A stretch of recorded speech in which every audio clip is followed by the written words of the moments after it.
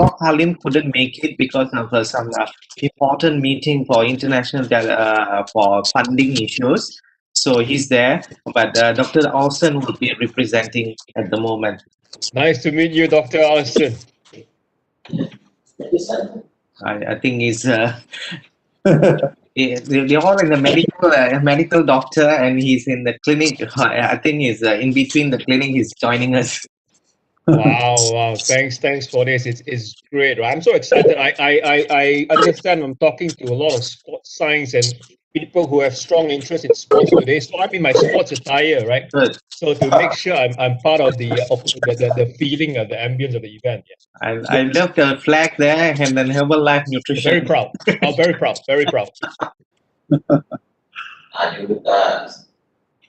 I also want to introduce Dr. Hosni, who will be communicating with Sarina and many of us in Herbalife Malaysia. Dr. Hosni Hassan is the Deputy Dean of the Faculty of Sports Science, which is in charge of the research and industry linkage. Our pleasure to be. Yeah. And I think Susan is joining us already. Hi, Susan. Yeah, she did. Hey, hi, Susan. Thanks for joining in. Dana, yep. Okay, we hear you. Can you hear me? Okay. Dana just sent me a text. She's having a little trouble with the WebEx, but she's talking to IT, so she should try this in a minute. Good. I had a moment there because I had to download an app to run this program. So I also had a moment, but thankfully it didn't need an administrator permission to lock that one. So I'm in there as well. Yeah, we haven't used WebEx for a long time. Yeah. Zoom is very popular. Yeah, I'm not sure whether Mahendran, Dr. Anizu, and Dr. Asu whether use Zoom as well, but we use Zoom a lot. In the university, we don't have a Zoom account for it because we only find the WebEx and Google Meet. Yeah. So imagine, Mahendra, just what says 8 months ago, we never used this. Today, everyone's using some kind of conference platform, right? It's just I never even know all these platforms. Yeah. It's of COVID-19. Yeah, it moved everyone to technology this year. This year is sort of like, if you're not on technology, this year you're on technology. It's Exactly. It's the technology year. We have to declare ourselves now. And have to be IT savvy as well. Oh, telefon apa buat? A good thing is we all managed to dial in, so I guess IT is working well today. Sometimes I get a Unify connection problem. So Dr. Susan, Unify is one of the big internet providers in Malaysia. So sometimes it decides to hang my face and ask me to stop moving and stop talking. Yeah.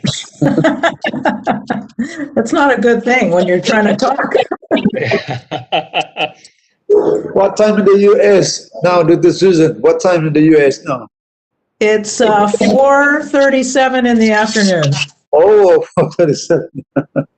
So are you still in the office? No, I'm at home. We've been home since March. Okay. And we are home until the first week in April for sure. And they may extend that a little bit. Things are getting bad again over here. So we're staying safe. Yeah. Good for you. I mean? How are things at where you are with the kids? Yeah, in Malaysia, the situation now is getting worse. Every day the numbers increase, so that's why we also, most of our people is work from home now. Yeah, and school also, all school is closed now. Universities also as well. Yes. Yeah. Well, the nice thing is we've been able to do a lot more of these, without having to travel. I did an event last night with the Philippines. I did one on Friday, actually with Malaysia. And I did one with Indonesia last week. So, without having to travel, we can reach a lot more people, which is nice. It's one of the advantage of COVID-19. Yeah, if there is. So we can explore everything in terms of ICT. Yeah, you see, we have to do it. Yes. No choice. Yes. Yes. I think we are in the live. From the US. Morning, evening, Susan. I think we are already getting in the live to the YouTube of your ITM channel. We will start in shortly with Dr. Radin will lead us in the meeting. Okay. And we're still waiting for Ryan to join us, yeah? Dr. Dana, yeah, I'm okay. looking, she says she can.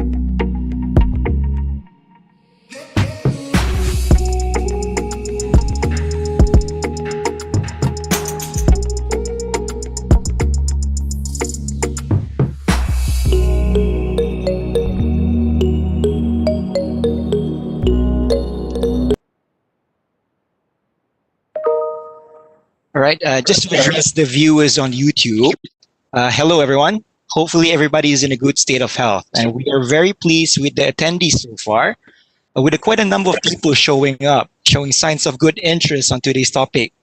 But again, as I said, we are going to wait for another few minutes to ensure that everyone is here. And also to note for the Q&A sessions revolving our invited speakers later on, it's sufficient to put any inquiries you might have in UITM's YouTube's channel under the comment section, yeah? So the live chat. So we will have a few invigilators that will select these questions to be brought up to the speakers later on. So just keep that in mind. And again, thank you for the show of interest and patience in waiting. We will be commencing pretty soon.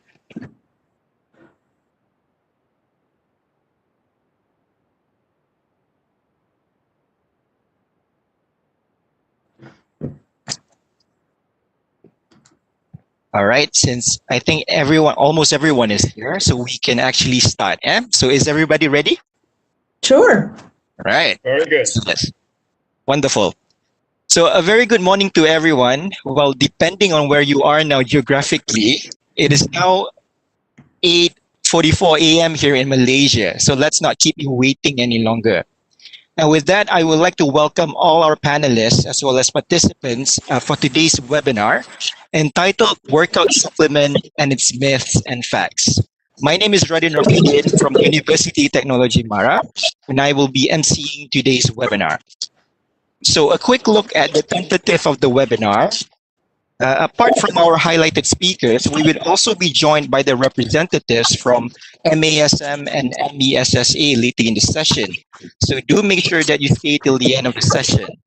And again, as I said, I would like to remind the participants during the Q&A sessions, after the speakers have completed their presentation, to post any questions you might have in UITM's YouTube channel under the live comments. Yeah, we will try to cover as much questions as we can within the limited time frame. First and foremost, I would just like to show an enormous gratitude to our fellow organizers, Universiti Teknologi Mara, UITM, the Malaysian Association of Sports Medicine, MASM, the Malaysian Exercise and Sports Science Association, MESSA, as well as the supporting effort by Herbalife Nutrition. It would not be possible without the efforts of these groups, yeah? So in today's webinar, we are going to debunk a few myths and facts of workout supplements. So it's going to be an engaging, myth-busting, interesting day indeed. So to start, I would like to call upon the Dean of the Faculty of Sports Science and Recreation, Universiti Teknologi Mara, Associate Professor Dr. Mohad Anizul Muhammad Noor, to deliver the welcoming speech. Please, Professor. Very good morning, everyone.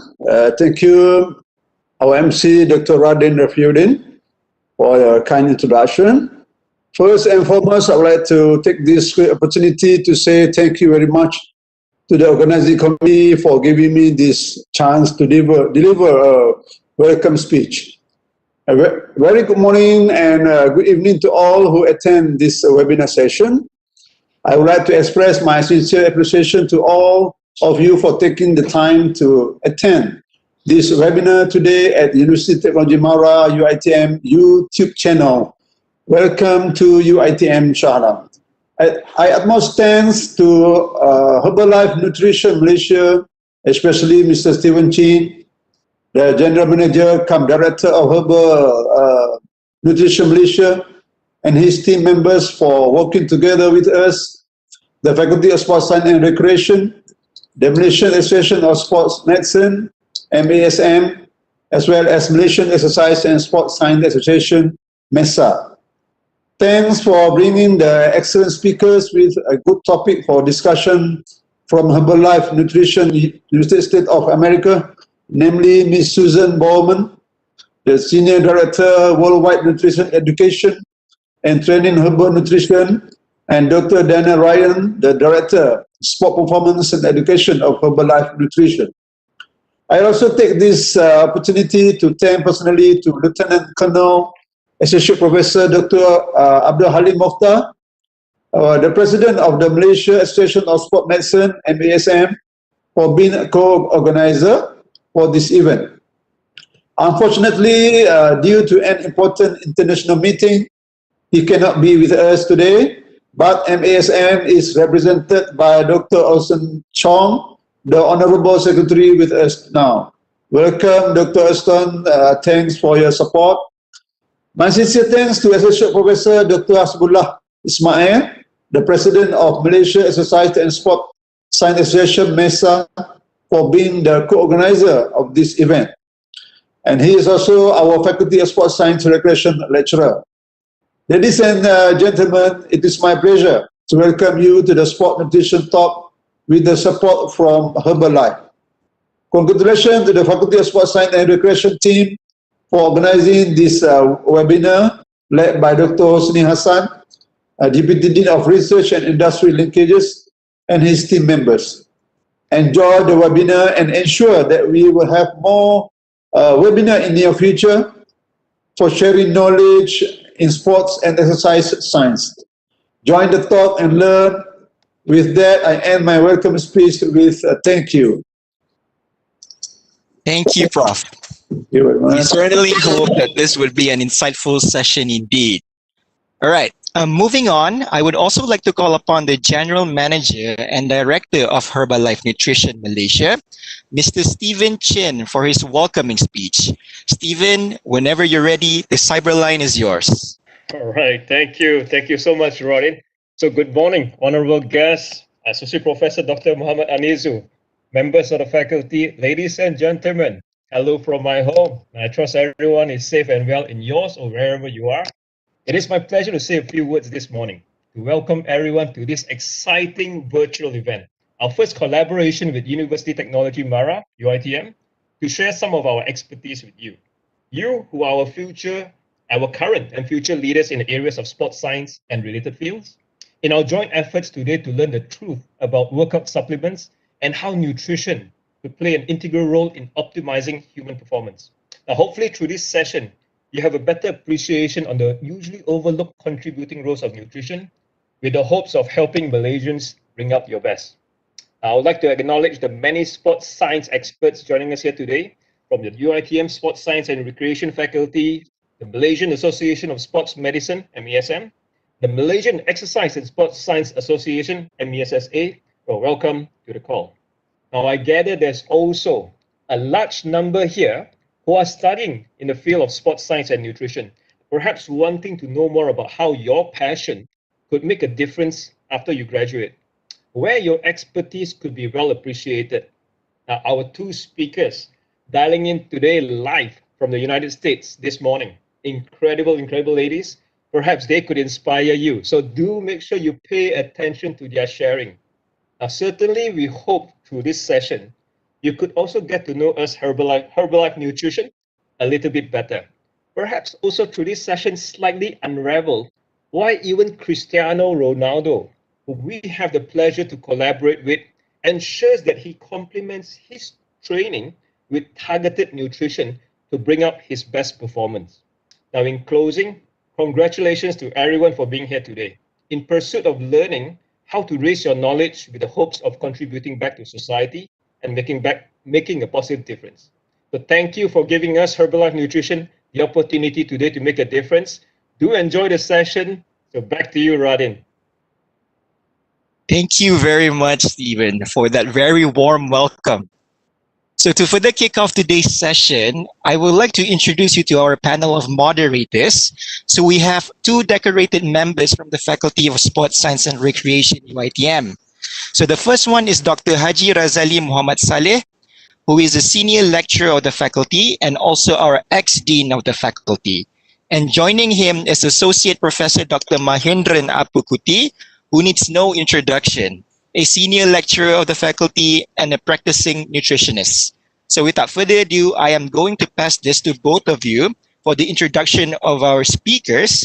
And gentlemen, the ball is in your court. Thank you, Dr. Radin, for a warm welcome. It's a good thing that we are here. Thanks to the Dean and also Stephen for giving us the opportunity to moderate this session. My co-moderator, Dr. Razali, are you in with us? I think have some technical. Yes, I'm here. All right, good. Thank you. Okay. We are here to moderate this session. We have two speakers with the title of Sport Nutrition Myths and Facts. Very interesting topic. And I guess we have a very interesting speakers to talk about this whole session, whereby Dr. Dana Ryan and also Miss Susan Bowman. They are excellent speakers. I think, Razali, can you introduce Miss Susan? Okay, thank you, Mahen. So, our first good speaker here. At the moment, Susan Bowerman is a Senior Director of Worldwide Nutrition and Education and Training in Herbalife. So she's a master holder in food science and nutrition from Colorado State University. She's a registered dietitian and got she's a specialist, board certified specialist in sport dietetics, also a certified specialist in obesity and management program, I guess. And also she's a fellow of Academy of Nutrition and Dietetics. And at the moment, she is a chair for Herbalife Nutrition Dietetics Advisory Board. So I guess, Dr. Mike, without further ado, can we welcome Ms. Susan Bowman, and let's listen what he has to say about supplement, myths and facts. Thanks, Dr. Razali. Together with this forum discussion will be Dr. Dana Ryan as well. Susan, the ball is in your court, and then you can share the slide if you want to, or I can do that for you as well. Oh, if you'd like to do it, I'd be happy to turn it over to you. So okay. Thank you. No problem. if you don't mind. Transfer the ball to me, that I can do it. While you are doing it, I will introduce Dr. Dana Ryan, who are excellent speaker. She's the ex-professor from the exercise physiology from California State University of Los Angeles, and she had the working with the nutrition field for ages, and she's also the director of sport performance and education at the Herbalife Nutrition at the moment. I guess with that, I will introduce, give it the ball to Susan. Can you? I think it's easier. If you don't mind, is that all right? Okay. Yes, please. Okay. Okay. The only thing, right. Susan, sorry, Susan, for the interruption. Sure. The only thing is that you need to. Do you see the ball next to your name in the participant list? Sorry, in the panelist list. Yep. So can you drag it to Prof. Mahen, so you can share your slide? Oh, Susan, you want to do it yourself, or you want me to do it? Yeah, she wants to pass it to you, but she needs to drag the ball. It's actually easier if I do it, if you don't mind. Is that all right? Yes, please. Okay. Right. Okay. Yeah. Okay. We got that straight. Okay. Sorry about that. No problem. Okay, so we will go ahead and share, and hopefully you can all see that. All right. So, can you see? Yes. Wonderful. All right. Well, thank you, everybody. That was just such a warm welcome, and I know Dr. Dana and I are both very, very happy to be here to be able to participate in this. Dana and I have sort of overlapping backgrounds, which is really interesting, and I think this is for us. I think this is really a pleasure for us to be able to spend some time training together. As was mentioned, my background is in food and nutrition. That's where I got my master's degree. And my board certifications come from the Academy of Nutrition and Dietetics, and that's the certifying body in the United States that under which I became a registered dietitian. And so becoming a board certified specialist within that body is requires, extra examinations that have to be taken every 5 years. And so I'm double boarded. I have board certifications both in sports dietetics and also in obesity and weight management. I'm also very pleased to have been a part of Herbalife for a very long time. I started as a consultant in 2003, and I have been an employee for the past 6 years. And this is really a wonderful opportunity for us. You know, our sports nutrition market is growing. And as I said, just very pleased to be here with Dr. Dana. So, Dana, I will let you introduce yourself.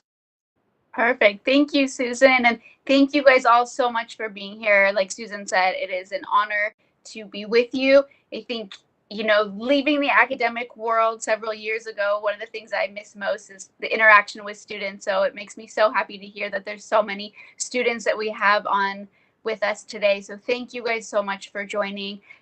It's very difficult to follow Susan in her introduction, but like she said, we work hand in hand, and it's always such a pleasure to do these trainings with her. My background, I started more on the exercise science side. So I did my master's in kinesiology, sports psychology, and then transitioned into exercise physiology and nutrition as well. So my background, my PhD research, my dissertation was in the effects of vitamin D supplementation on cardiovascular function, inflammation, and VO2. So that's more of the science side. And then I went on and I spent some time at UCLA looking at how do we actually implement effective nutrition education into the community. And so I think something that's really important that we're going to be talking a lot today is this idea of myths and facts, because as you enter the workforce, as you start working with more clients, for those of you that are students, you'll know that you're going to encounter so many different myths. You're going to be faced with a lot of questions where you think, well, that has nothing to do with the science or what I learned in school. And so I think, you know, the topic of this conversation is so important, because I think oftentimes as we're studying, we focus so much on the details of the science, and then we get into the real world, and it's important to be able to have these conversations about what people are reading in popular culture and what are the pervasive myths that are out there. And so I'm really excited to have this conversation and then hear some questions from you guys and understand what it is that you want to learn from us. So again, thank you guys so much for being with us tonight, and I'm really excited for this conversation. Thanks, Dana. You know, well put. And I think it's such an important point. You know, I've often said that because everybody eats, everybody thinks they're an expert in nutrition because everybody knows what works for them individually. And I can't think of another field that has more myths that have to be busted. So I'm really glad that we have this opportunity to do this, and happy that we're doing this together. Also, of course, a big thanks to Herbalife for helping to support this event today. And, you know, one of the things that we wanted to use as a framework, because it was so interesting, is that recently Herbalife actually commissioned this nutrition myths report among consumers. And what the company did an online survey of 500 people in the general population, and you can see which countries were included, including Malaysia. And it was really interesting because what the report was doing was really asking individuals in the general population about a variety of nutrition topics to find out, you know, what they believed and if what they believed was true or was false. And it just seemed like the perfect framework for this discussion. So what Dana and I decided to do was to use this as the framework, and rather than each of us, you know, presenting independently, we really wanted to just have a discussion between Dana and myself, because although our backgrounds are very similar, I come from a clinical dietetics background, and Dana, of course, comes from a sports performance background. And so it's really approaching the topic, and I think it's going to enrich this discussion much more. So these, you'll see a number of these slides today, and these were taken from this survey. And I've circled, of course, the respondents that we've gotten from Malaysia. And I'm using these as just a discussion point because I think that they bring up so many of the common myths. And so, Dana, the first one we're going to talk about, we see that 66% of the population in Malaysia says that carbohydrates make you gain weight. And I think the first thing that I want to say about that is that we, of course, know, and I want you to get into more detail on this, we know how important carbohydrates are for athletes. But clearly, where carbohydrates have gotten a bad reputation is that, you know, people associate carbohydrates with what I like to call starches. And so they associate them with potatoes and white rice and pasta. And, you know, one of the things I often remind people is that, you know, when you eat vegetables, almost all the calories you eat when you eat vegetables are carbohydrates, but you never hear people say, oh, don't eat vegetables, they're loaded with carbs.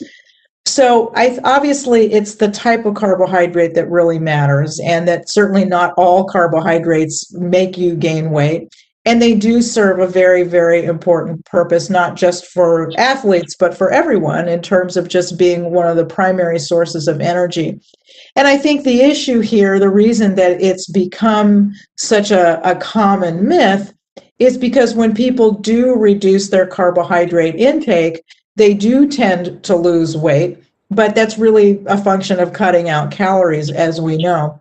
So this myth, as you can see, it persists. There are some countries where the belief is even higher, but the fact that 2/3 of individuals in Malaysia still believe that in essence, that carbs are not good for you because they're going to make you gain weight, I think is a really important one to dispel. So I'll just speak generally that, as I said, you know, the right types of carbohydrates, when we talk about vegetables, when we talk about fruits and whole grains, that these are the foods that are really actually very nutrient dense and provide a lot of nutrition per calorie, and are, you know, your primary sources not only of energy, but also of fiber, an abundance of vitamins and minerals, as well as phytonutrients. And I think, Dana, maybe that's another thing that you can touch on, is how important these phytonutrients are for athletes in terms of their antioxidant properties.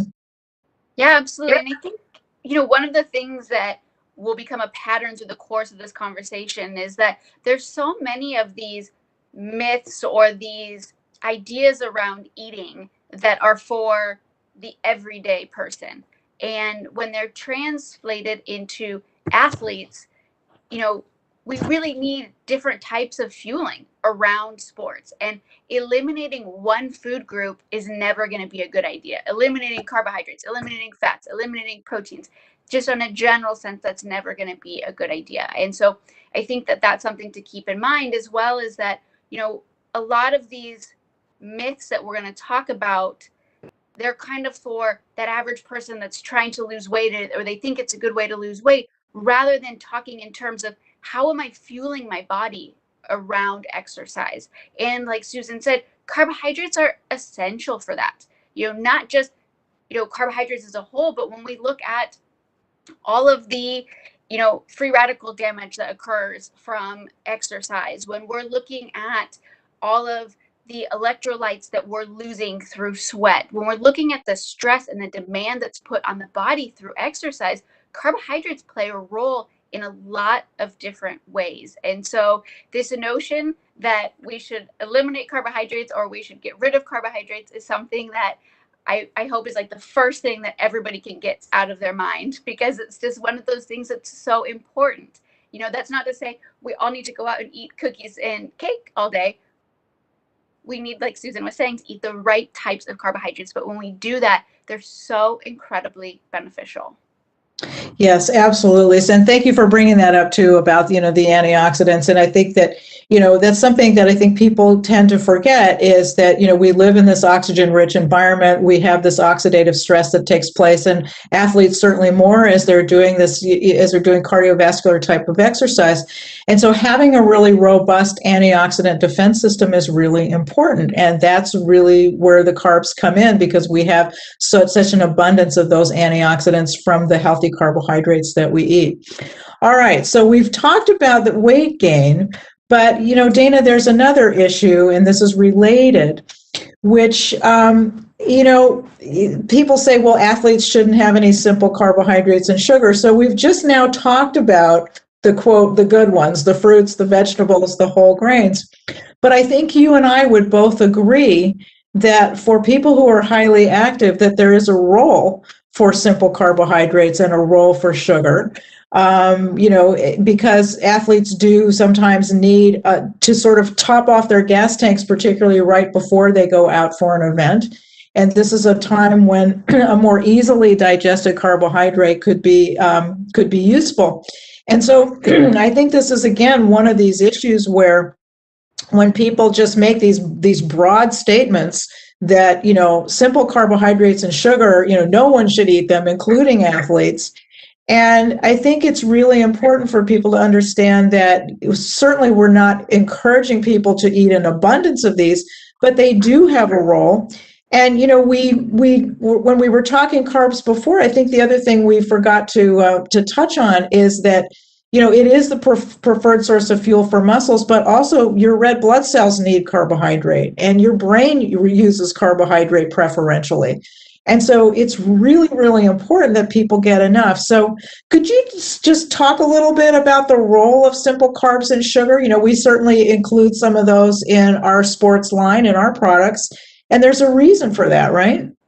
Yeah, absolutely. And I think, like you're talking about, it's hard to just paint broad strokes across everything. And sometimes we want to categorize, these are bad carbs and these are good carbs. But the reality, like you said, is there is a role for these simple carbohydrates, especially when it comes to sports, because we have athletes that they need quick energy. They need to top off that gas tank. And so it's really important that they're not only consuming carbohydrates that have a lot of fiber and that require the body to spend time and energy to be able to access that sugar and that energy. And so it's really important to have some of these simple carbohydrates so that you have that quick, fast acting energy, because like you said, it's the body's go-to. It's the fastest, easiest way for our body to produce energy. And so if we're eliminating that and we're eliminating the ability to have access to that fast acting energy, then it's going to limit our performance. Yes, absolutely. And I think we even have on the next slide, we have just something that actually illustrates that. And I think that, this is, I love this slide because I think there is this perception a lot of times, we hear athletes talk about this who are not as knowledgeable about nutrition as you or I, or many of the people in our audience. And they say, oh, well, if you just don't eat carbs, then what's going to happen? It's better because you're just going to burn more fat, right? We hear this all the time. So I don't know that this chart needs a lot of explanation, but maybe you can just give us a quick overview here on carbs and exercise.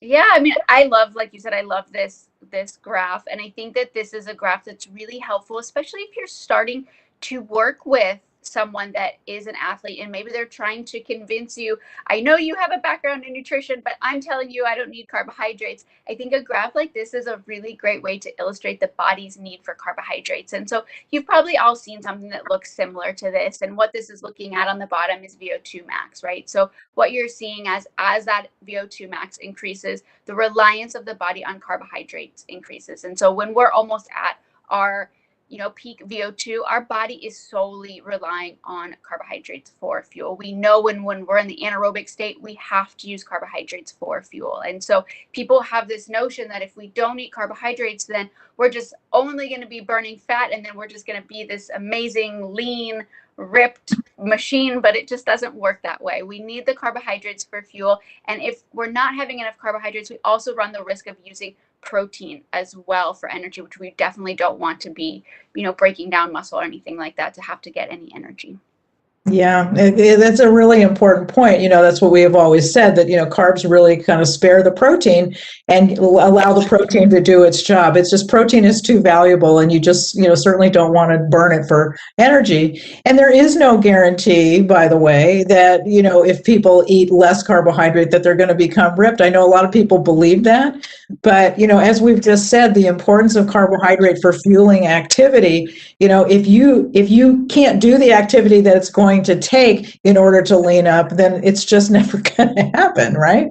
Absolutely. And I think about it too is, you've got to put a little bit in to get something out, right? If you're not putting a little into your system, you're going to limit that output. So would you rather, and we'll get to this, in a second, but this notion that people have of, I'm just going to do a fasted workout, I'm not going to put any carbohydrates in my system, and then I'm going to lose weight. Well, you also don't have the fuel to really get through that workout at a high intensity. And so sometimes those few calories that you put in, that's just really going to help propel you through that workout, which ultimately, we're not going to get into recovery time and metabolism and all of that post workout, but it makes a big difference. So having that little bit of carbohydrates can go a long way. It does. And I put this one question here. This was another question for our survey because I found it amusing actually, because and you and I were talking about this when we were preparing for this, is that 75% of the respondents in Malaysia said a very low fat diet is the best way to lose weight. And you and I were smiling because we know that if you're on a very low fat diet, the converse of that is a high carbohydrate diet, basically, because if you don't eat fat, you have to eat something. And so even though they believe that, carbohydrates are going to put weight on you, at the same time, they believe that a very low fat diet is the best way to lose weight. And, clearly that the issue there is that just cutting out fat doesn't necessarily mean that you're going to decrease calories. And in many cases, what happens there, those calories are just displaced with other calories. And so it's no assurance. And I think, the other thing is that low-fat diets were very, very popular, 20, 30 years ago. I think they've modulated now because, and we'll get into this in a minute when we start talking about keto. But I think that, people somehow feel that dietary fat is just almost indispensable or is dispensable, that it's not really that important. And yet, it does serve a purpose aside from just making foods more palatable. You do need some fat. There are essential fatty acids, omega-3s and omega-6s, that have to come from the diet. Your body cannot make them. You don't need large amounts, but you do need them. And I think just for people to recognize that small amounts of fat help us absorb fat-soluble vitamins, we have to have some. And so this idea that, you just cut out all the fat and that you're going to, your diet is somehow going to be balanced enough, I think can be really dangerous. And Dana, I don't know, have you run into many athletes who subscribe to a very low-fat diet? And can you talk about that a little bit? Yeah, I think really the focus is more on like eliminating the carbohydrates. That's more of where we see the trend with a lot of the athletes that we work with. I would say we don't often see this notion of a really low fat diet with athletes. I think sometimes people equate low fat with low calorie and they're trying to restrict their calories in general, but it goes back to what we said at the beginning, which is restricting any macronutrient is not going to be the best way to go. And so I don't think it's not something we see a lot, not like, people trying to eliminate their carbohydrates. That's definitely way more trendy. But I would say what we do see is this idea of the fasted cardio and the fasted workouts and not eating anything in general before you train. Exactly. Yeah. And that was actually the next myth versus fact. So this wasn't from our survey, but as Dana and I were preparing for this lesson this morning, this afternoon, this evening, this was one of the things that we talked about because there, and we are going to talk about some different methods of fasting, but there is this myth amongst a lot of athletes that if you work out without having eaten, that again, because there isn't really going to be any fuel available, that your body will then just burn fat. And Dana, I think, what I've always found interesting about this whole discussion about fuel utilization for athletes is there also seems to be this idea for people that I think they feel like, you use up all your carbs first, and then once those are all burned out, then you go to your reserve tank and then you start burning fat. Right. And of course, you and I know that doesn't work that way, that, you're constantly burning a mixture of fuels. And in fact, truth be told, about, maybe 10% of the calories that you burn in exercise might come from protein. So you are, in fact, even utilizing small amounts there. But I think that this idea that, you can sort of force your body to use one fuel versus another is also sort of all wrapped up into this myth. And, I think for somebody to have a workout, if you're talking about someone who's going to take, excuse me, a walk a mile or two in the morning and they haven't had breakfast, no problem. I'm not really going to worry about that. But I do get concerned about athletes who are going to go into a fairly heavy duty workout and go in a fasted state. So maybe you can talk a little bit too about, why do you think that this is such a persistent belief among athletes, and what really does happen to their performance? Yeah, I mean, this is definitely something that we see a lot. And yes, if you're fasted, maybe you are going to be increasing your fat utilization during training. But like you said, and going back to that graph that we showed with the X, you're always, unless you're basically at your peak VO2, you're burning a combination of carbohydrates and fats all the time. And so this is something that I would never, I mean, if you're in a weight controlled sport and you're working with a sports dietitian and you know exactly what you're doing, it can be a tool on occasion. But for that person that's going to a boot camp or running a marathon or doing really intense workouts, this is not, I think it's not safe. And I think that you're not going to get the best out of your performance. There's just, if you go into a workout fueled or if you go into a workout fasted, then you're going to see a massive difference in your performance. And so I just don't think that there's a real purpose or need to go into a workout fasted, because you're not going to get the most out of that workout. And then if you go into workout fasted, you work out really hard, you burn all these calories, and then oftentimes you're starving when you finish that workout. And so you may not always make the best choices in terms of food after the workout. And so sometimes it's not even about the during the workout part. It's what is then the result afterwards. If you're fasted, you haven't eaten anything, you've burned all these calories, there's a trickle down effect.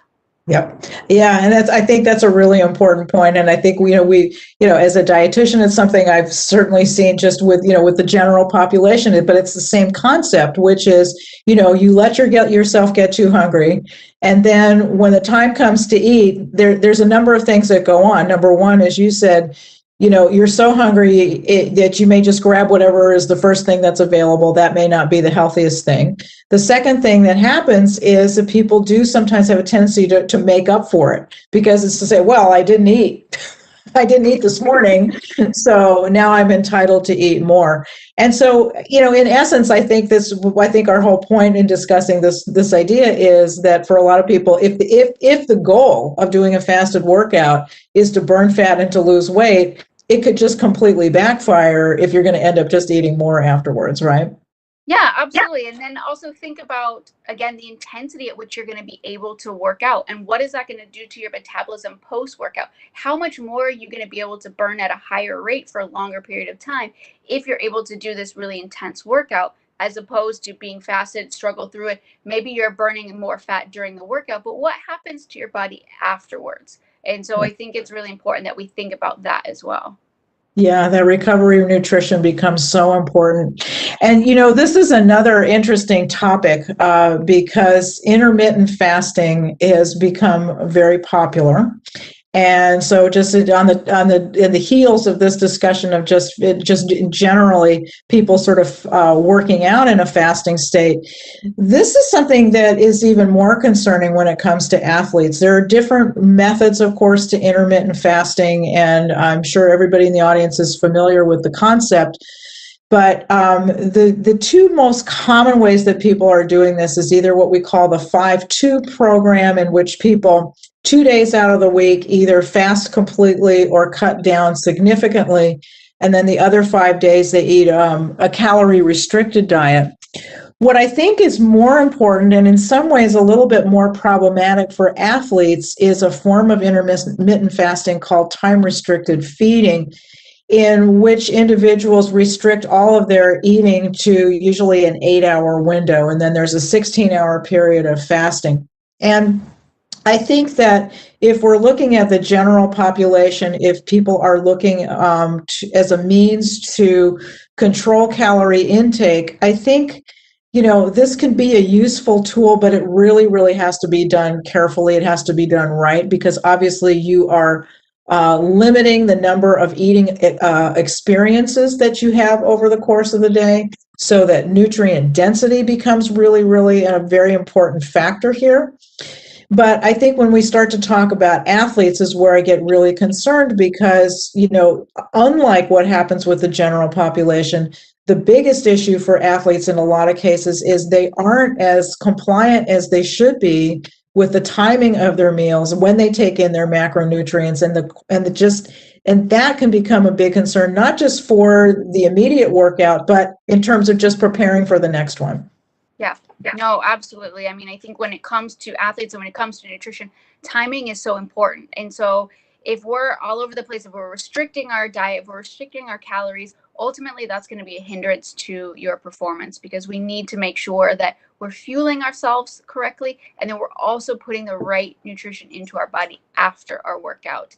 And so from that aspect, it's a problem. But I think about it from the psychological side as well. I mean, I started in sports psychology, and just this idea of restriction is always very challenging in terms of human behavior and in terms of how we approach things. And like you were saying before, oh, well, I didn't have calories then, so then I can make up for it. And I think it becomes really challenging to continue this pattern of eating over time as well.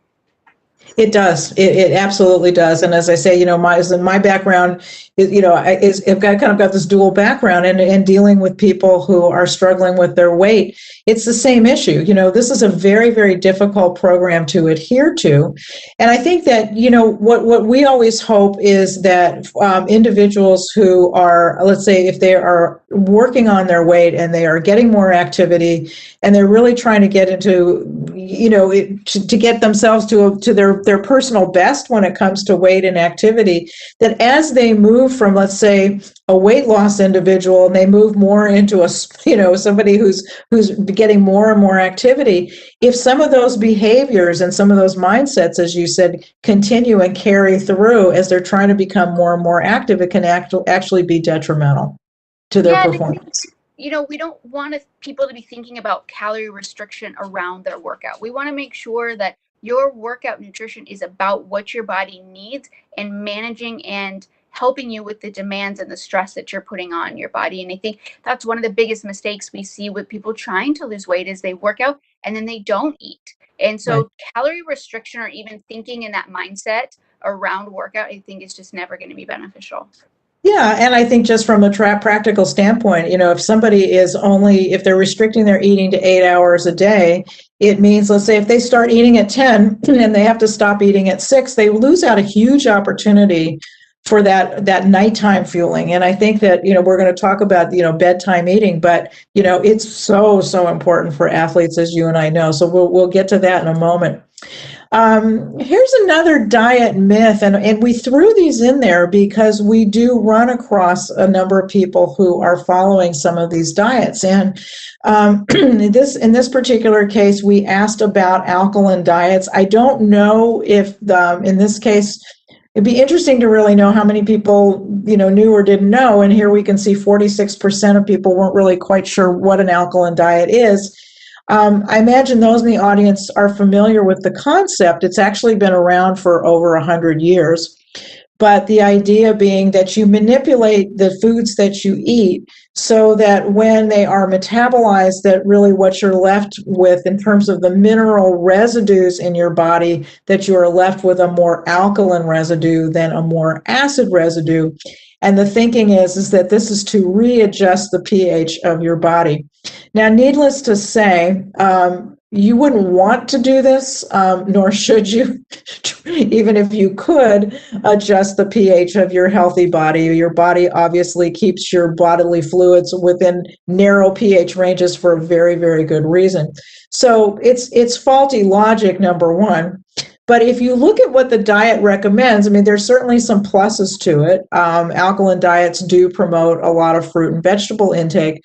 But I think the biggest concern for the general population, and certainly for our athletes as well, is that there's a lot of high protein foods that are restricted on this diet. So if you're following an alkaline diet, you can't have nuts or fish or poultry or eggs or lentils or beans or soybeans.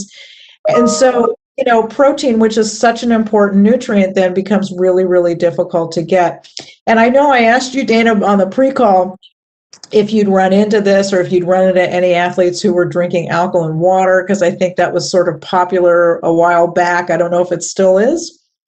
Yeah, I think of anything having to do with an alkaline diet, it's going to be the alkaline water that we've seen. I think it's moved, at least here in the US, it's moved more towards a mainstream idea and away from sports. I don't see a lot of athletes trying to subscribe to this type of diet. I think we see a lot of people spending the extra money in stores on alkaline water, again, kind of not understanding that the body's going to do a very good job of regulating itself, and it's going to do a very good job, like you said, of keeping it in that narrow pH range for very good reasons.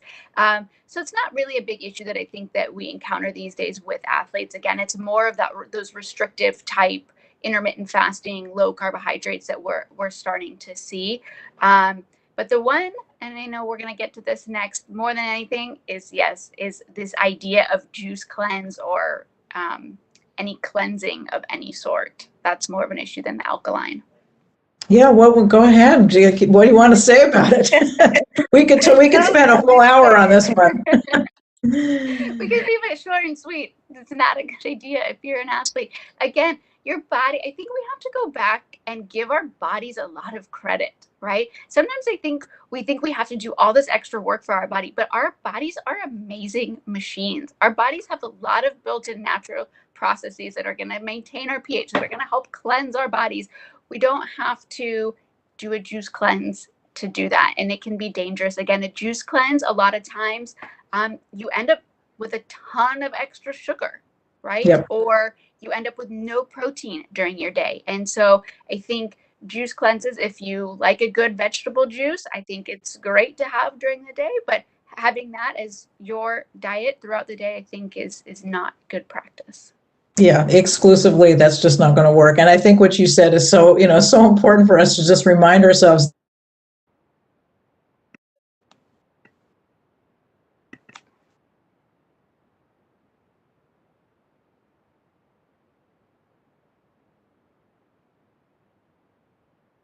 Susan, are you? Hello? I think she has some technical issues, Dr. Dana. Okay. Susan has I see just her been cut coming off. back. All right.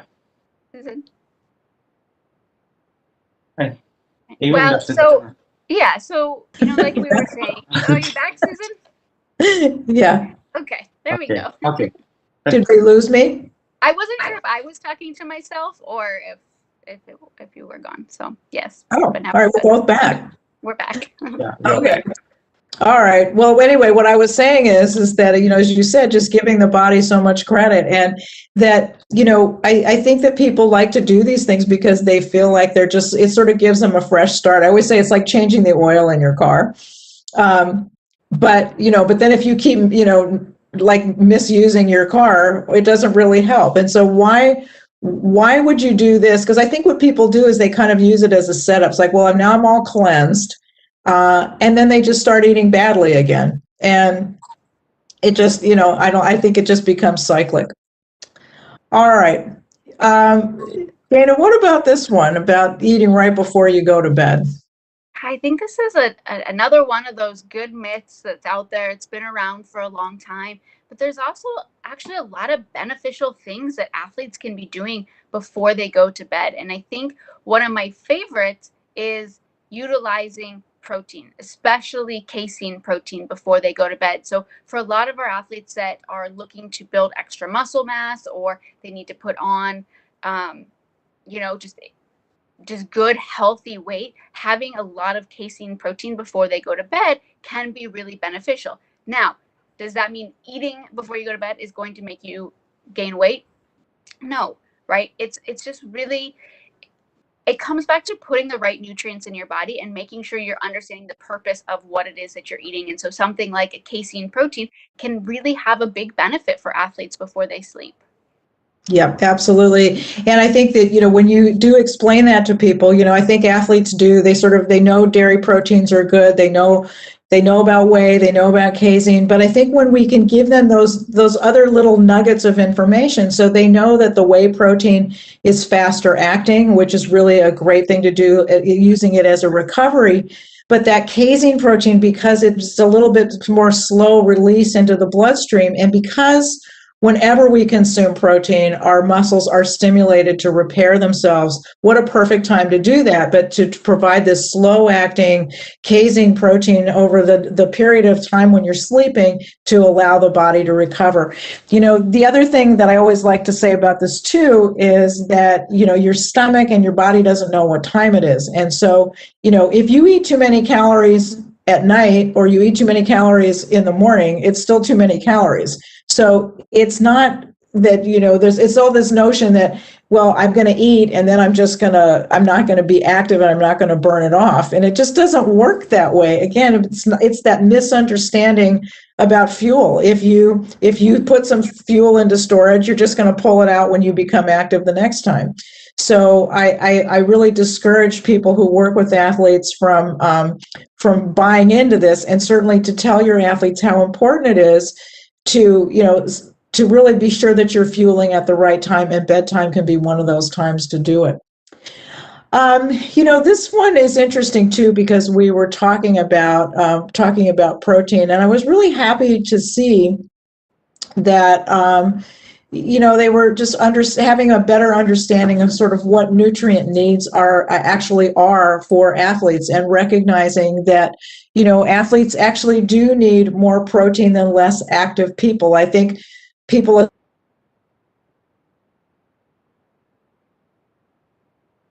athletes, they say, oh, I know carb loading thing that you do. But I think it was nice to see that 72% actually recognize that athletes do need more protein. And again, this isn't for fuel utilization, but this is for muscle repair and muscle recovery. There's a lot of wear and tear that goes on no matter what type of exercise you're doing, right? Yeah, and I think that last point that you mentioned is really important, no matter what type of exercise you're doing. And I think this is, for anyone that's working with the everyday athlete, like I like to call it, I think this is an important thing to remember. Athletes that are maybe trying to lose weight, or just that person that thinks, well, I'm not a professional athlete, so I don't need protein after my workout. Again, let's go back to the basics of the body. It doesn't matter how fast you are, how slow you are, how strong you are. Your body is still breaking down muscle fibers. There's still the wear and tear on your body. Like I like to say, like, I can go for a run with an Olympic runner. They're going to beat me, but I'm still using carbs and I still need protein to help my body recover. Just because I'm really slow, which is true, it doesn't mean that I don't need more protein. And we have to just, again, this goes back to when we talk about sports nutrition, it's really about making sure that we're meeting the demands of the body that exercise is inducing. Because we spend so much time talking about the benefits of exercise, I think sometimes we often forget it's a stressful occasion for the body to go through a bout of exercise. It obviously has benefits in the long term, but in the acute sense, we have inflammation, we break down our muscle fibers, we become dehydrated, we deplete our body's glycogen stores. There's a lot of stress that happens, and so we do need more, and protein is certainly one of those things that we need more of when we're active. Yeah, absolutely. And I think that this we've got a few slides in here on protein, and we touched on this already. And I was pleased to see that the majority of people do recognize the importance of protein after exercise. And I think that you touched on this so beautifully, in that really talking about what a stress it is on the body, and of course what happens post-exercise as the body's repairing itself. That's how muscles get built. That's how muscles get larger. But if you don't put the right nutrients in at the right time, it makes it really difficult. And so if people are, what we say, burning the candle at both ends, if they're breaking protein down through the process of exercise and then they're not refueling properly, then, where is the body going to get the amino acids that it needs to do all the things it needs to do? And I think this is a good time to remind people that protein has so many other functions in the body. I think everybody associates it with muscle, but your hair and your skin, your nails, the proteins that circulate in your bloodstream, the hemoglobin that carries oxygen to your cells, that's a protein. You have to have protein in your diet in order for it to do all of that, all of those important functions. And so, as we said, if you just are not providing your body with what it needs, then post-exercise, you've kind of defeated the whole purpose, haven't you? Yeah, absolutely. And I think one of the issues is when we call it sports nutrition, oftentimes our brain again goes to that professional sport and that professional athlete, and they think like, okay, well, this athlete, well, they have this really long season and they need to protect their body through this long season and they have to recover properly.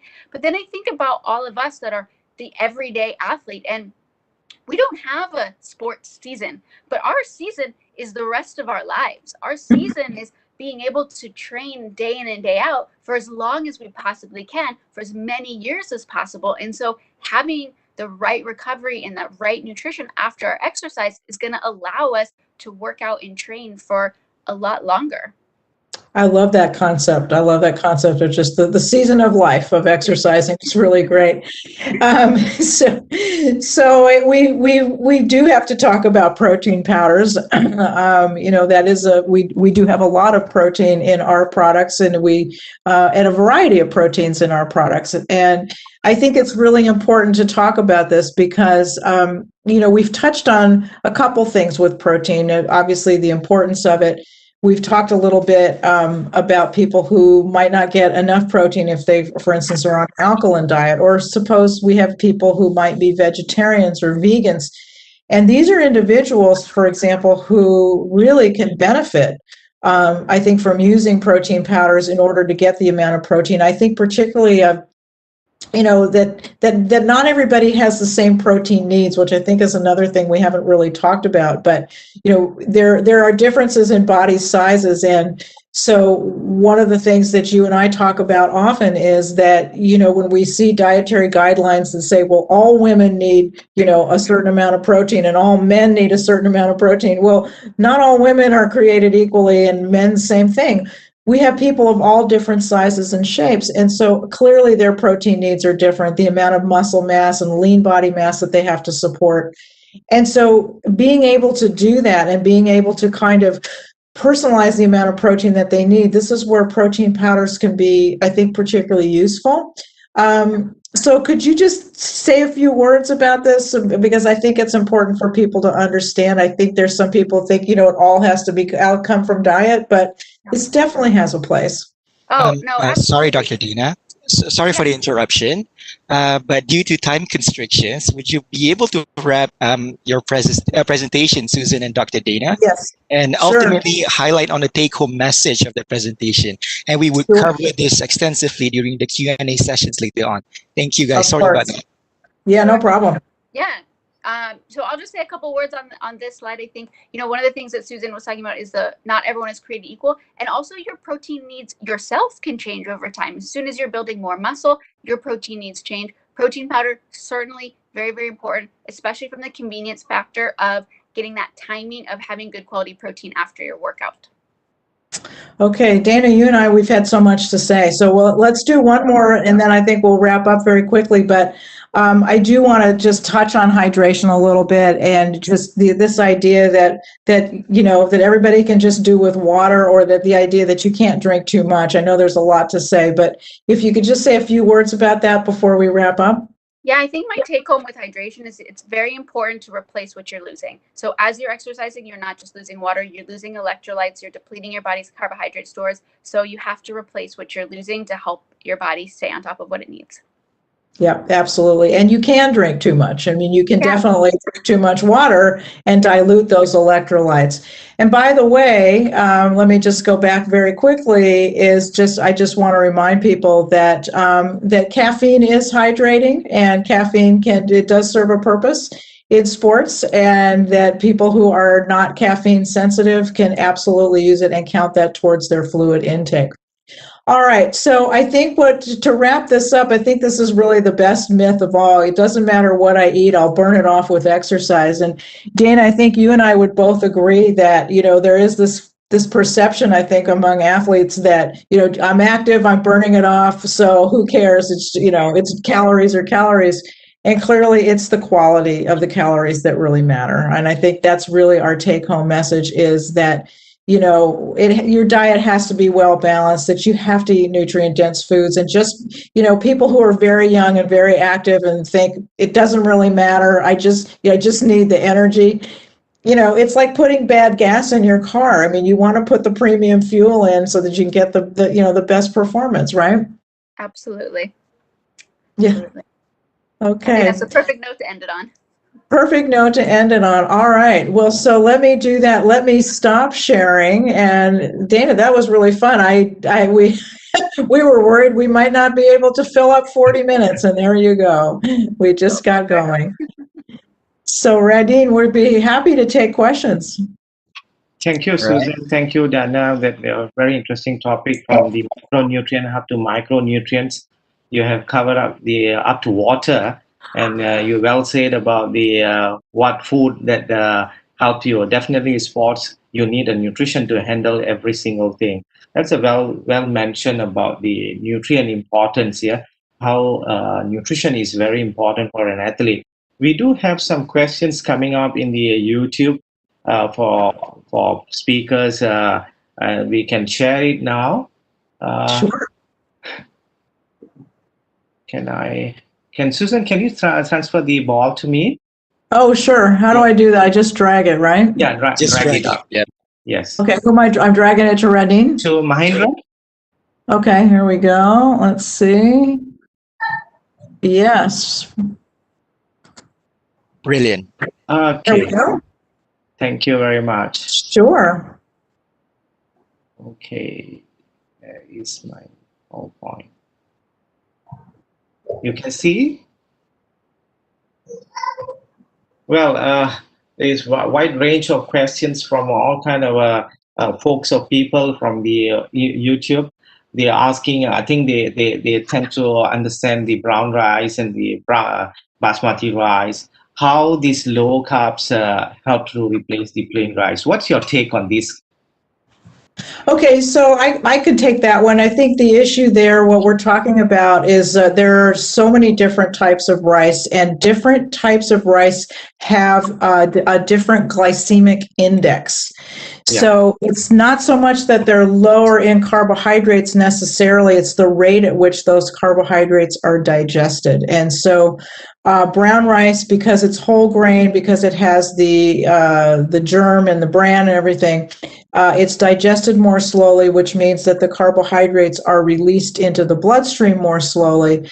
And so those low glycemic index carbohydrates and low glycemic index rices are considered better. And certainly from an athlete standpoint, as a post-workout food, I would say those kinds of things would be great, because we don't recommend high fiber foods right before a workout, but as a post-workout and as recovery, it's great.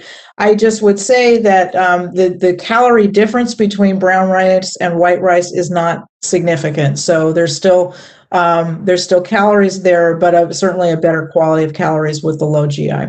Well said, Susan, because GI will need to play a role, and then sports, even though GI mainly used for the diabetic initially started, but we are looking at in sports for the low GI and high GI food and everything. And when you talk about GI, I would like to know about your stand on GL, glycemic load as well. Sure. Well, the load is actually really more significant than the index, frankly. I think the idea is really for people to look at the glycemic load of the diet overall rather than looking at individual foods, because there are a lot of foods that are healthy that have a high glycemic index but a very low load because the total amount of carbohydrate per serving is low. Yeah. Watermelon being the best example I can think of. And so I'm sure most people understand how glycemic index is established. And so the load is really what matters. That said, Dana, you may want to chime in here. There is a role for high GI foods for athletes. Yes. Yeah. No, absolutely. And we touched on this a little bit. And I think, just in the interest of getting to all of these questions, I think absolutely there is that role for those high GI carbs right before that workout to really, top off the body's gas tank. Yep. Yeah, thanks. Because I think the next question that in the line is the weight loss become media, and they are looking at all kind of food. I think you have mentioned about it. There is a lot of myths there, and we have to understand the science first then before you apply with the weight loss strategies and everything. And the third question, we are still coming back to low carb or either no carb at all. I guess it's a very good trend that we all answered it very well in the presentation. Talk about nutrition in sports. You need the glucose. You need the carbs. So you can't run away. And you mentioned about vegetable and fruits and vegetable. You can't say no to that because you need that. I think yes, Susan.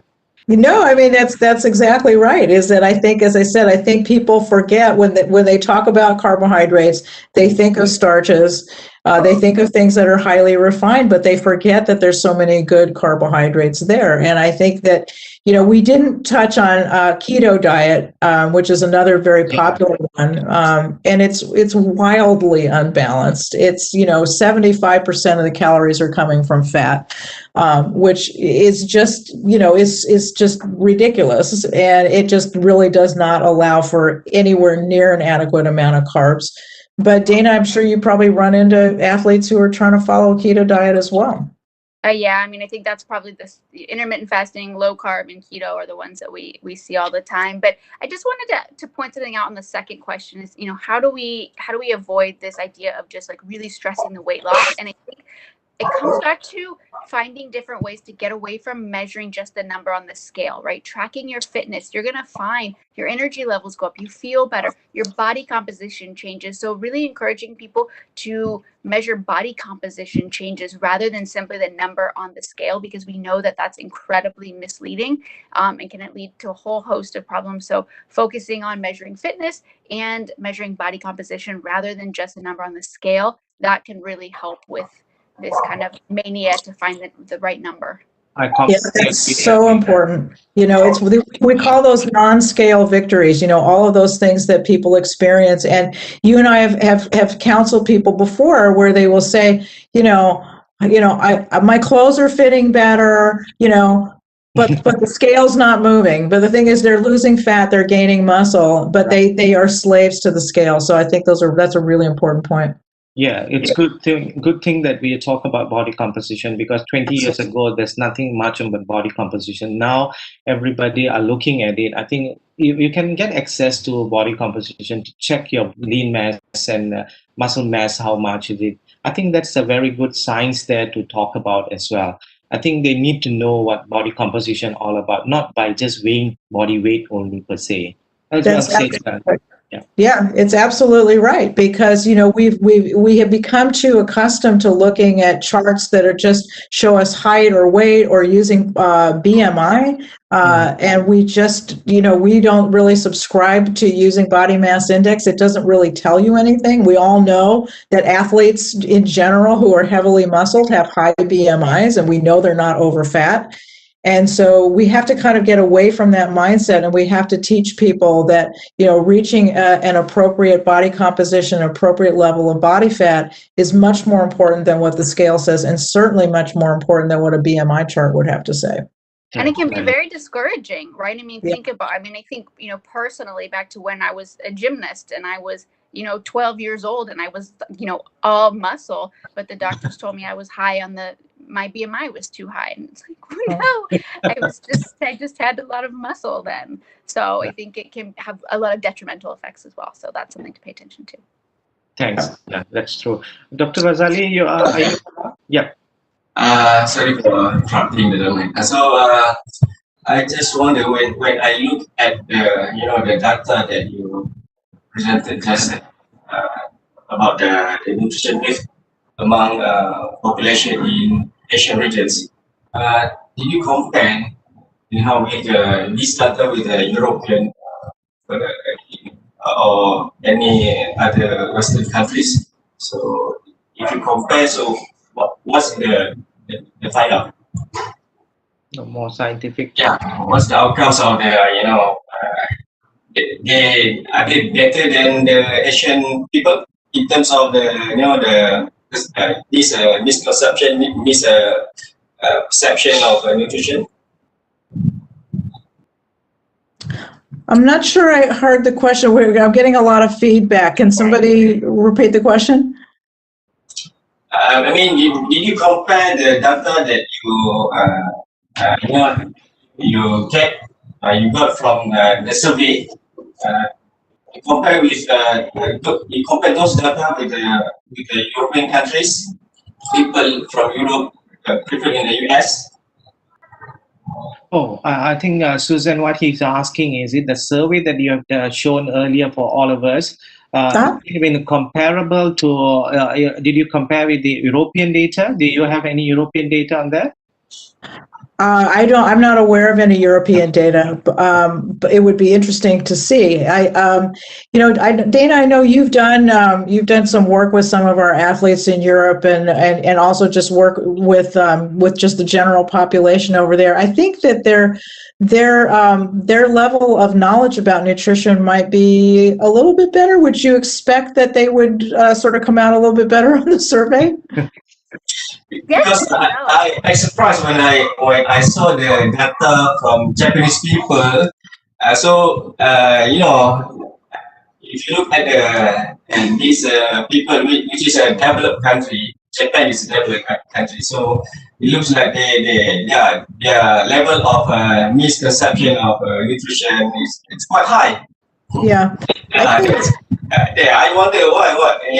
It's people in a developed country. So that's why I would say part of it. I think in certain countries in the Asia Pacific region, particularly among women, they are not too keen on exercise in general. There's a very common misperception that women believe that if they exercise, they'll get big, they will get very bulky, and so I think that's part of it. I think that there is some cultural. Would you agree with that, Dana? Yeah, I would definitely agree with that. I would say though, the trends I think are very similar around the world, and I would say it may even be more extreme if you came to the US and you asked about a low carbohydrate diet or some of these really trendy diets. We've had a lot of documentaries and things like that have very interesting one-sided data that are presented in very convincing ways. And so I think that a lot of these conversations are making their way into mainstream media more with a lot of inaccuracies, and that's in turn resulting in a lot of these, I need to be on a low carbohydrate diet, I need to do intermittent fasting. And so while maybe there's a difference in baseline nutrition knowledge, I think people buying into some of these fads, we certainly see it a ton here. Mm-hmm. Well, thanks, Dana and Susan, for that questions. We have a few more, and then we have to wind up already because it's getting to 10 o'clock. I believe, Dana, you have another meeting to attend.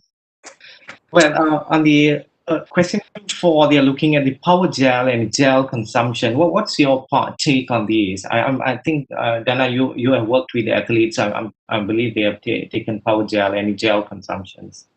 Yeah, especially for triathletes, this can be a really powerful tool, especially they don't want to eat and you're in the middle of an Ironman triathlon. You're not going to sit down and have an entire meal. So having these gels that are very high in carbohydrates can be a really beneficial tool. Some of them now have the caffeine and carbohydrates. I think right. that for the right type of sport, again, you're going for a walk around the block, you don't need a gel. Right. Yeah. But if you're doing these Ironman triathlons and things like that, they certainly have a role. Indeed. I did try power gel when I was mountain climbing, and it's very important and it's very useful actually because you can't carry food and everything. Yeah. And then the others, I think, is ideal body weight. I guess I think you have put it very well in the presentation. You have spoken about, and if you want to lose weight, how should focus on diet, controlling meal. I guess it was, they find jogging is hard for them to exercise. I think exercise is important, equally as the diet. I think Susan and yourself, Dana, you have put it very well on this part. Both use hand in hand. You can't run away from one or the other side. And you can't, part of it is that, it's very hard if you're trying to lose weight. Let's say if somebody has to create a 500 calorie a day deficit to lose a pound in a week, it's very hard to cut 500 calories out of your usual diet. for the day, just as it's very hard for most people to burn off 500 calories, but you can easily, through a combination of diet and exercise, create that deficit. Sure. And I will say real quick on the person that mentioned that they don't like running, I'm with you 100%. I'm not a fan of running, and that's okay. Just find whatever type of exercise you like to do. Maybe it's dancing, maybe it's cycling, maybe it's swimming, maybe it's hiking. It doesn't have to be what your best friend likes to do or your husband or your wife. Just find whatever type of exercise you like to do and do that, and that's perfect. No monotonous kind of exercise. You can have a variety of type of exercises and everything. Well, there are plenty more questions coming up, but we come to an end to this session, and I think I have to wind up in this question number 7: ideal amount of time, intensity. I think they can work it out with the exercise therapies. This because this is more on nutrition angle, and protein supplement after cardio. What's your long-term effects? I think you have mentioned about it in your presentation, how the meat on the protein, you can take it at the nighttime, and the casein and whey protein as well. I think it's already mentioned. I have to thank, and I have to running out of time. I have to keep in time on that. I will pass it to Radin, our MC, to take over you for the next session, for the closing remarks. Thank you, Dana, and thank you, Susan, for a very wonderful presentation from both of us, Dr. Razali and myself. Thank you very much. Thanks. It was a pleasure. Thank you. That's unfortunate that we don't have time to cover all the questions, but nevertheless, great session indeed. So thank you again to both our speakers and moderators for that very informative and productive session. So from what we've heard just now, it's safe to say that some of the major myths, or should I say misconceptions, regarding on how to diet, what is the good and bad nutrition, and caloric restrictions, and etc., has been clarified. So don't be afraid of carbohydrates. Hopefully we can all have a peace of mind now, knowing how knowledge in nutrition and supplements should be used, whether it's in a high performance program or for your average general consumption. And on that note, I would like to welcome the President of the Malaysian Exercise and Sports Science Association, MESA, Associate Professor Dr. Hasbullah Ismail, for the closing remarks. Professor, whenever you're ready, the floor is yours.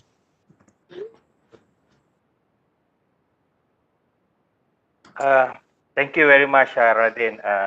On the behalf of the Malaysian Exercise Science and Sports Association, MESA, we would like to thank speakers for the very interesting topic today, Dr. Dana Ryan and Dr. Sulan. We would like to thank the organizer, Faculty of Sports Science and Recreation, UITM, Malaysian Association of Sports Medicine. Thanks for the supporters, Herbalife Malaysia, for bringing in 2 excellent speakers on sports supplement, which is current topic for all active individuals that includes top-notch athletes. MESA is honored to be part of this talk. It's a win-win situation for all of us for the betterment of the athletes. Hope all attendees will get benefit from this talk. All of you are also invited to join MESA. Please contact us for further detail on MESA. Thanks, everyone. Have a good day. Thank you very much. All right, thank you, Prof. To further conclude our session, I would like to pass this on to Dr. Alston Chong Wai Kwong, the Honorary Secretary for the Malaysian Association of Sport Medicine, MASM. So, Doctor, whenever you're ready, you can take the lead.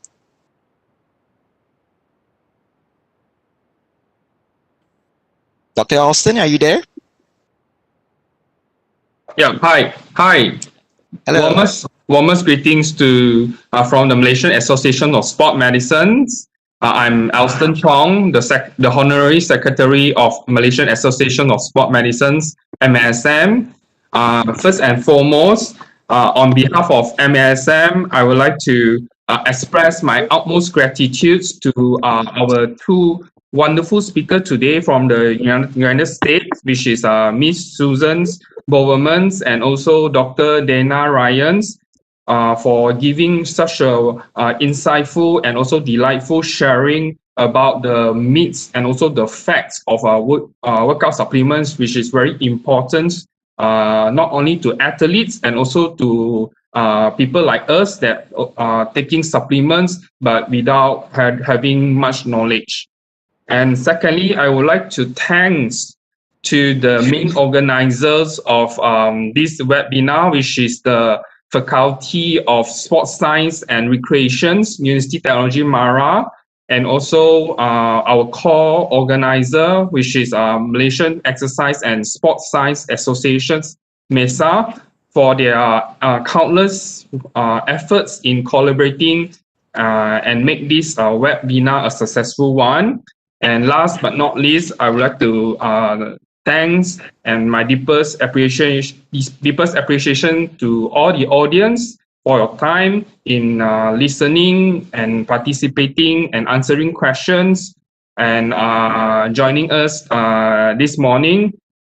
We hope this webinar is informative and worthwhile, and we hope to see you again in our future event. And last but not least, stay healthy, stay safe, and see you again. Thank you. Thank you again, Doctor. Thank you. So thank you again to both representatives for the closing remarks. And with that, it brings us to the ending of our session. Again, I would like to thank all our panelists for making this possible. A million thanks to our speakers, Susan and Dr. Dana, for that very informative input. And I would also like to thank our participants, and hopefully this webinar has been an eye-opener and could aid you irrespective of your fields. Ultimately, this would not be possible without the organizers, UITM, MASM, MESA, and Herbalife. And again, a million thanks to them. So everyone, till next time, and please stay safe wherever you are. I'm Radin Raifidin, signing off. Thank you very much. Thank you, guys. Thanks. Bye-bye. Bye-bye. Thank you. Thank you so much. Thanks. Thank you.